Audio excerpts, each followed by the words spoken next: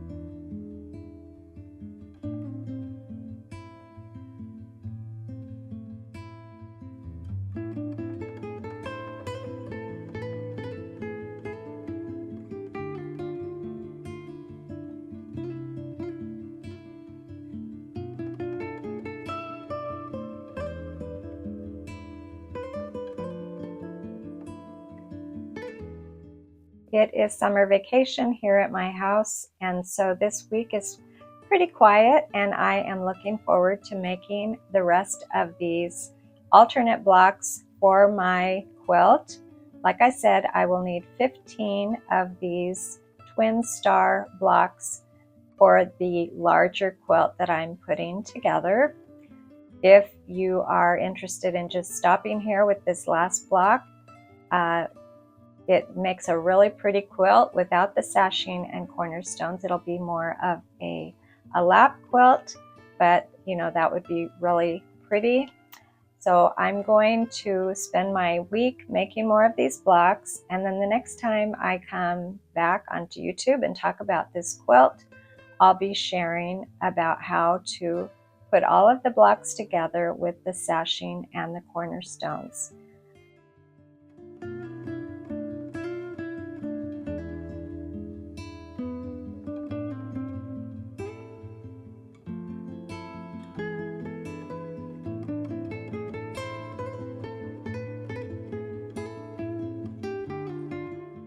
And here are all of the blocks that I've made so far. There are 8 sampler blocks, and I made 2 each of the first 7 sampler blocks.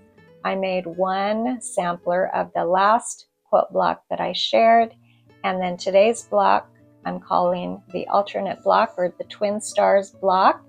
I'll be making 15 of those. Now, as you can see, these blocks would look great if you just sewed them all together like this. Maybe one little border around the outside. It would make a beautiful quilt.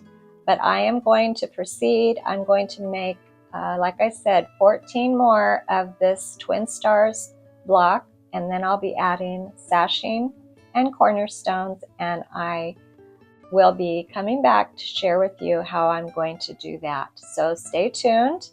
Again, the pattern will be down below, and it will be free for a limited time for today's quilt block. And if you go back and look at my playlist for this little quilt along, you'll find the information for all the other blocks that have been shared already. Thanks for joining me today, and I'll see you next time.